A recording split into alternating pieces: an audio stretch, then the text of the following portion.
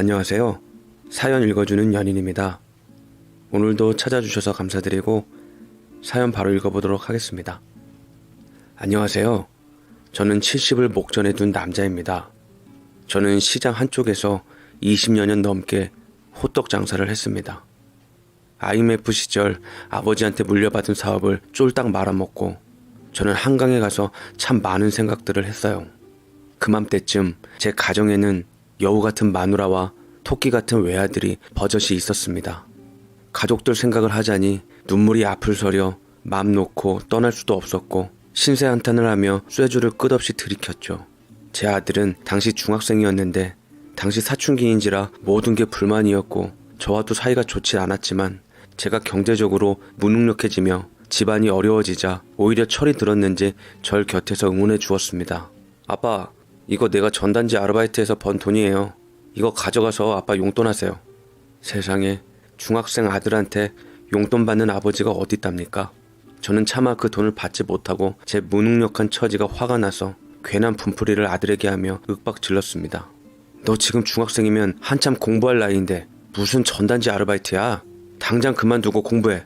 왜 너까지 아빠를 비참하게 만드니? 라고 어깨를 흔들며 눈물을 쏟자 아들은 어쩔 줄 모르는 듯하다 저를 안아주며 미안하다고 죄송하다고 했습니다.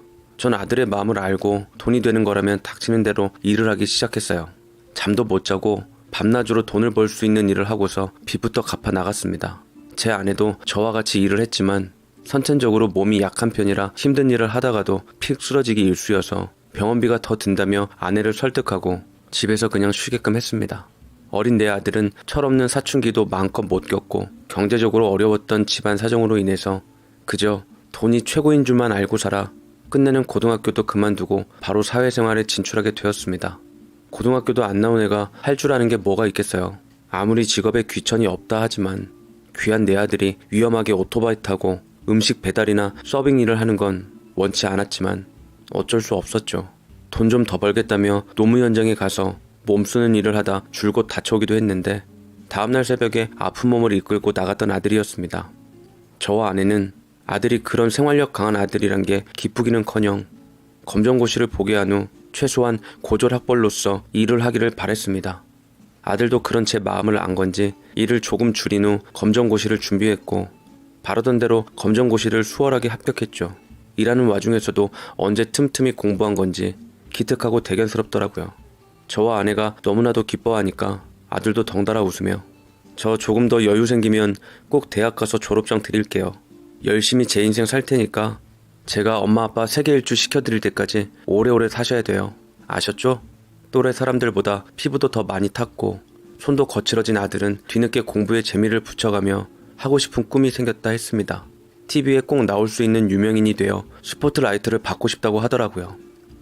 꿈은 이루어질 수 없어서 꿈이라고 생각했지만 그런 꿈이라도 꾸는 아들이 참 자랑스러웠네요.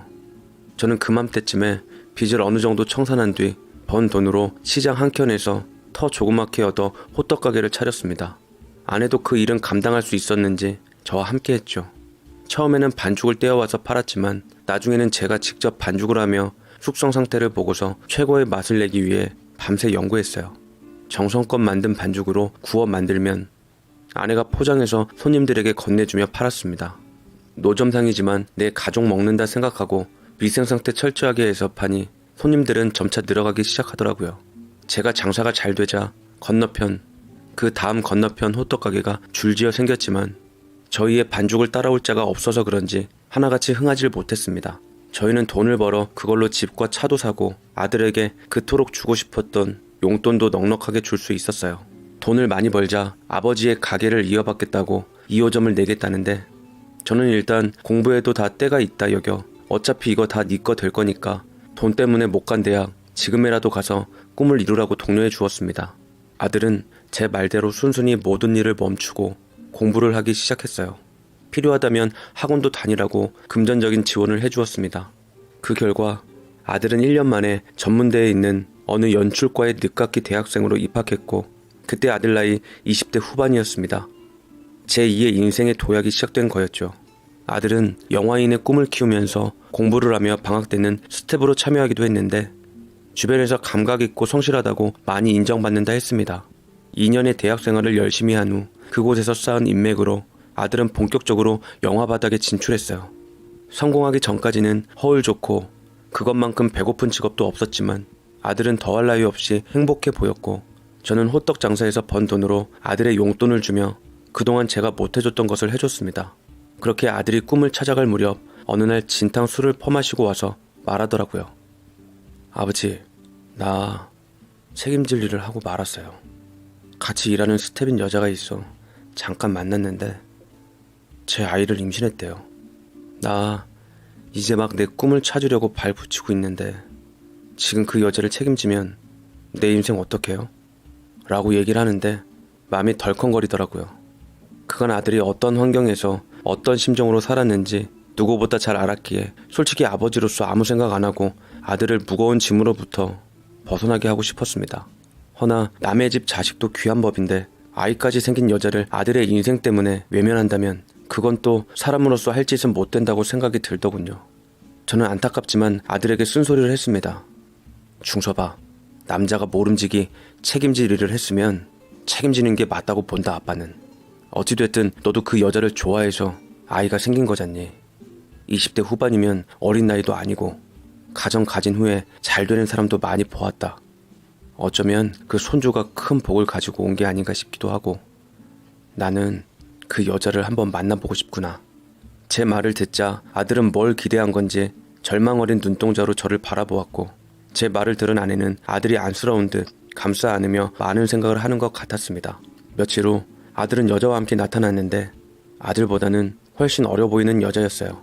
미용 전문 학교를 나와 메이크업 아티스트를 꿈꾸며 현재 보조나 허드렛 일부터 밟아가고 있다는데 현장에서 아들과 만나 어떻게 인연이 닿았던 모양이었습니다. 저희는 그때 당시 호떡집 장사가 잘 되어서 그걸로 다른 데 투자하고 돈을 좀 만지고 있었던지라 아내는 초라한 아들의 여자를 보자 잔뜩 기고만장해져 있더라고요. 여자는 처음 본 저희를 보며 긴장이 있었고 취조하듯 묻는 아내의 질문에 몇 번이나 침을 삼켰습니다. 몇 살이고 어디 살아요?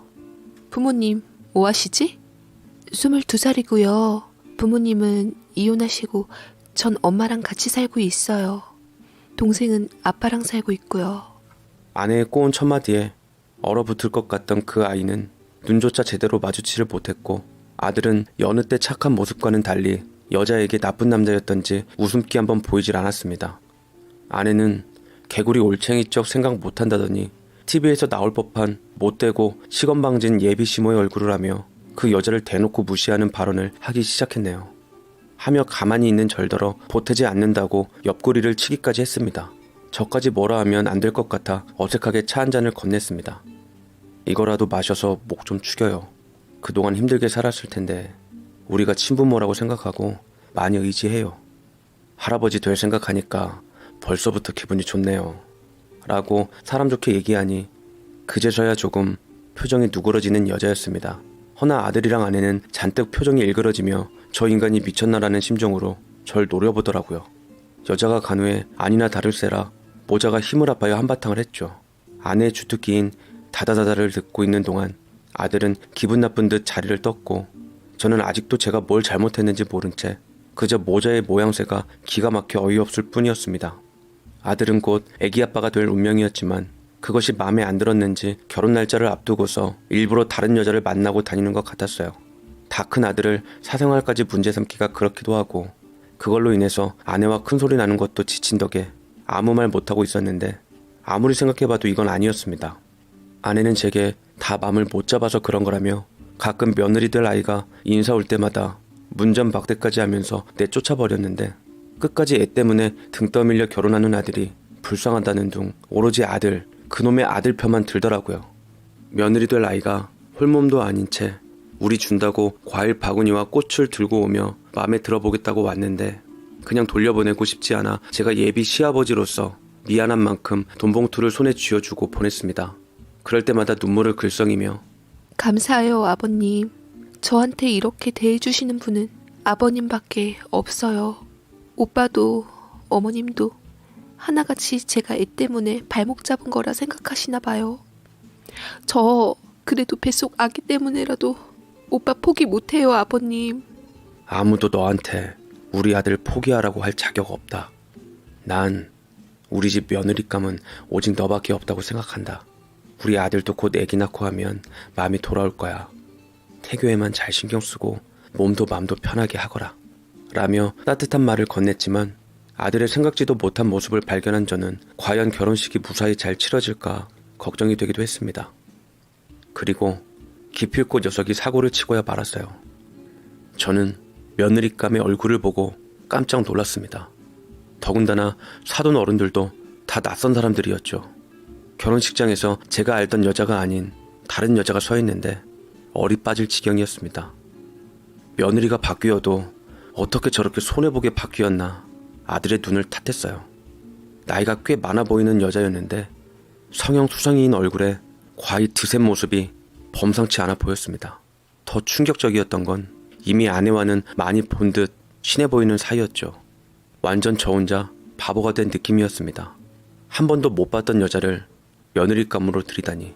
적어도 애비로서 당연히 돌아가는 상황은 알아야 하는 게 맞거늘 아내와 아들을 따로 불러 뒤에서 난리를 치니 다들 얼굴이 굳더라고요. 저는 어떻게 이렇게 나를 감쪽같이 속이냐고 하니 아들은 시큰둥하게 대답했습니다. 내 행복보다는 책임감 무능나는 아버지를 믿을 수 없어서 그냥 엄마한테만 얘기한 거예요. 부모가 되면 자식이 어떤 선택을 하든 감싸주고 믿어주는 게 맞지 않아요? 저 아버지한테 실망했고요. 앞으로는 계속 제게 이렇게 의논 없이 통보만 받으실 거예요. 라며 맺힌 게 많은 듯 얘기를 하더라고요. 아들이랑 금이 간 건 이때부터였던 것 같아요. 저는 아내에게 어떻게 해서 며느리가 바뀐 거냐고 묻자 아내가 유감스럽게 대꾸했습니다. 지어머니 병환이 좀 심해져서 우리 중섭이한테 급한 돈을 빌려달라 했대요. 중섭이가 나한테 준비된 돈을 주며 이것만 주면 알아서 떨어져 나갈 거라 하더라고요. 중섭이 말 맞다나 원하는 돈 봉투 건네주며 아들과 헤어지는 조건으로 주니 바로 받고 떨어져 나갔고요. 어린 것이 돈 맛을 알아선 아주 보통 내기가 아니었어요. 분명 지엄마 아프다는 것도 거짓말이었을 거라니까요. 라며 또다시 괘씸했죠. 중섭이가 옛 여자한테 준 돈은 새 며느리 될 여자가 마련한 거라는데 실상을 듣고 보니 예전 아이보다 새 며느리가 더 정떨어지더라고요. 그 여자는 아들보다 10살이나 많은 여자였는데 이미 한 번 이혼 후 두 번째 결혼이라 했습니다. 어디 회사 제작사 대표라 돈이 아주 많다더이다. 그 여자한테 시아버지랍시고 따로 인사를 받은 것도 없고 저 역시 도저히 아들하고 마음이 안 맞아서 큰 소리를 오가다가 결혼식만 끝나고 바로 나가버렸습니다. 예전 며느리 될 아이가 자꾸만 마음에 걸리더라고요. 어찌됐던 돈으로 합의가 됐다 했고 아들은 정작 딴 사람과 결혼을 한 상태니 그 애 입장에서도 나타날 이유가 없었던 거겠죠. 뱃속 손주를 많이 기대했는데 욕심이겠지만 귀한 생명, 세상 빛을 보며 사랑받고 자라길 바랬습니다. 지금 며느리 나이 상태를 봐서는 할아버지가 쉽게 될 것 같지 않아 마음은 더욱 헛헛했네요. 새 며느리가 들어오면서부터 가족 간의 변화도 많이 생겼어요. 제가 호떡 장사를 계속하고 있었는데 아내는 더 이상 호떡 기름 냄새만 맡아도 싫다며 가게를 떠났고 아들도 2호점을 내고 싶다 할 땐 언제고 시장통에서 장사하는 저를 숨기려고 했습니다.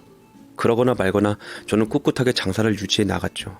아내는 새 며느리와 친하게 지내고 싶어 했고 혼자선 새 며느리 앞에 나가기 뭐했는지 저를 설득해서 며느리네 회사를 가보자고 했는데 아내의 바람이 정 그러니 어디 그 잘난 며느리 회사 한번 가보자고 했습니다. 공교롭게도 아주 큰 회사는 아니었고 작은 건물 전체를 쓰고 있었는데 아내는 눈이 휘둥그레지더라고요. 사무실 안에서 사장인 며느리 곁에 보고하고 있는 고급 수트 차림의 아들을 보며 감탄을 금치 못했습니다. 어떻게 저렇게 멋진 아이가 내 며느리가 될 수 있지? 우리 아들이 아주 장가 하나는 끝내주게 잘 갔어. 만약 그 후줄근한 애랑 결혼했어봐. 우리 아들이 언제 한번 저런 자리에 앉아보겠어요? 라며 멀리서 예 며느라 우리 왔다 라며 당당히 얘기하는데 그러나 며느리는 그 모습이 달갑지 않았는지 귀찮은 듯 주변을 살피다 지갑에서 두둑한 현금을 아들 손에 쥐어주며 뭐라 얘기를 하더라고요. 아들이 주춤거리며 우리에게 다가와선 대뜸 돈을 내미는데 죄송한데 업무 중이에요. 회사에 찾아오시는 건 자제해달라고 말씀드렸는데 왜 오셨어요? 우리 와이프가 이거 드릴 테니까 어디 가서 잘 놀다 가시라는데 그렇게 하세요. 전 바빠서 먼저 가볼게요. 라며 돈만 쥐어주고 쓱 가며 지 아내 옆에 가서 해벌쭉하며 비유를 맞춰주었습니다. 아내의 실망하는 모습을 보자니 진심으로 더 화가 나더라고요. 사람들의 눈이 있으니 함부로 할 수는 없었지만 정말이지 속이 상했습니다. 잔뜩 풀죽어 있는 아내의 모습을 보며 이깟 치사한 돈은 그냥 쟤네들 돌려주고 내가 오늘 우리 마누라한테 맛있는 거 쏜다. 어디 먹고 싶은 거 다 말해봐. 하며 아내를 잡아 끌었는데 씁쓸한 얼굴을 하며 겨우 걸음을 뗐네요. 그런데 참 사람 인연이 보통은 아닌 건지 마침 우리가 갔던 백화점 매대에서 예전 우리 며느리로 맞을 뻔한 애가 근무를 하고 있더라고요. 안녕하세요. 중섭 오빠 부모님 되시죠? 그간 잘 지내셨어요? 라며 예전에 봤을 때보다 조금 성숙된 모습으로 인사를 하는데 제 아내는 보기 민망했는지 떨떠름해서 다른 곳으로 가자고 했지만 그 아이는 불편해 하시지 말라고 이것저것 직원으로서 응대하며 분위기를 맞춰주었습니다. 저는 이것도 인연인데 잠깐 시간 괜찮으면 차라도 한 잔 마실 수 있냐고 물었고 그 아이는 시간을 보며 직원 휴식 시간 낼 수 있다며 잠깐 카페를 같이 갔습니다. 저는 다른 것 제쳐두고 제일 먼저 손줄 생각이 나서 여자한테 말해보았죠. 그러자 웃으며 휴대폰 속 아이의 동영상을 보여주더라고요. 중섭 오빠 아들이에요. 얼마나 애교도 많고 이쁜 짓을 하는지 정말 너무 소중해요. 저 지금 재혼해서 엄마 모시고 사는데 우리 남편도 제 아들을 친아들 이상으로 사랑으로 키우고 있어요. 만약 중섭 오빠와의 결혼을 포기하는 대가로 돈을 받지 않았다면 이런 행복은 없었을 거예요. 오히려 제 인연 찾아간 게 다행인 것 같아요. 라며 얘기를 했고 얘기 중간에 현재 남편 시부모님한테 전화가 왔는지 이쁘고 애교 어린 목소리로 정성껏 어머님 하며 싹싹하게 대하는데 아내는 그 모습에 느끼는 바가 참 많은 것 같았어요. 지난 행동에 대해 무척이나 후회하는 것 같아서 저도 마음이 안 좋았습니다. 그 아이를 보내고 아내는 창밖을 멍하니 보며 딸을 얻을 줄만 알았는데 아들을 뺏겨버렸네요. 만약 저 애를 며느리로 얻었다면 지금쯤 뭔가 좀 달라져 있을까요? 라고서 땅이 꺼져라 한숨을 쉬었습니다.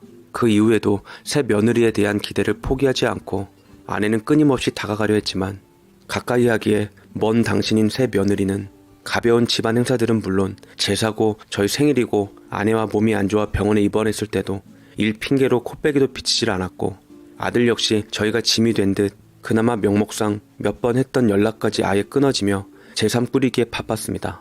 아내는 하늘의 뜻이 다했던지 급격하게 몸이 쇠약해지며 힘겨워했는데 그럴 때도 아들과 며느리는 코빼기도 안 비치고 나중에는 돈 주는 것도 아까웠는지 우리 아들답지 않게 잔뜩 잠겨있는 목소리로 부모에게 성질까지 부리더이다.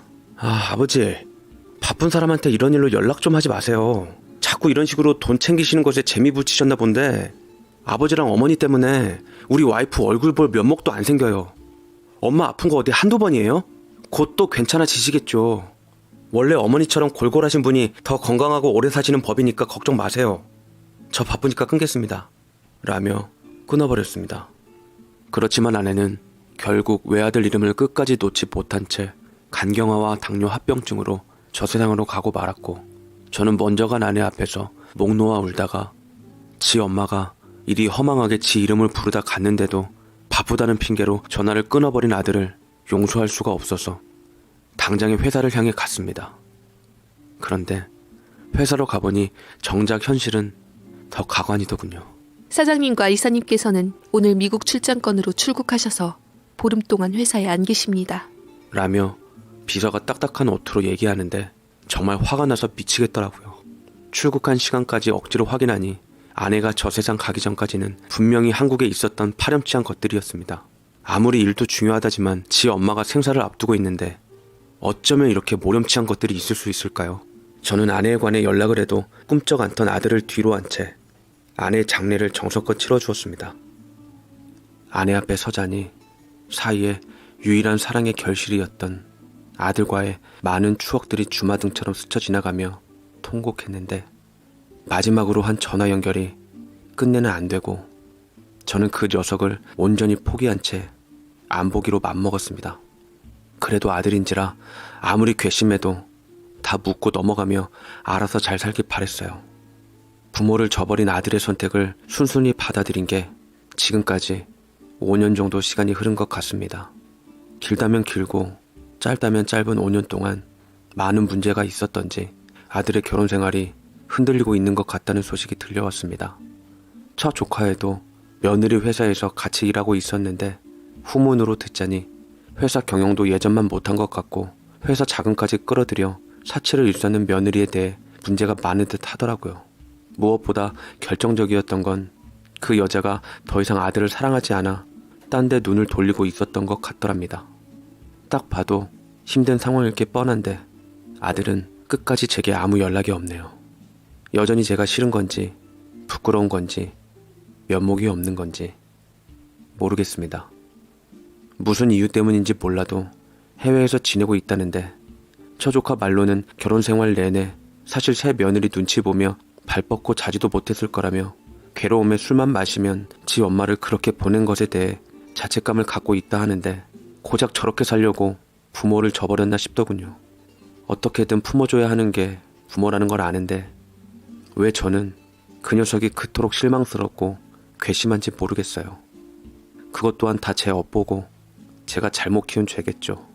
아들의 어린 시절을 생각하면 눈물이 앞을 가립니다.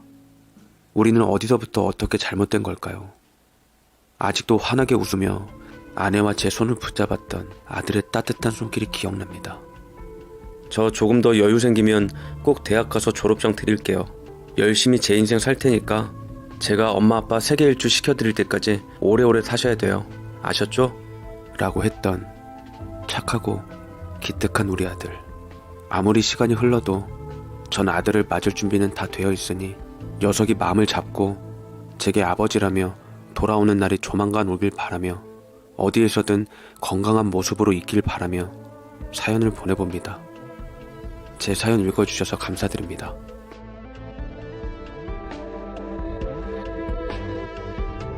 사연 읽어주는 연인이었습니다.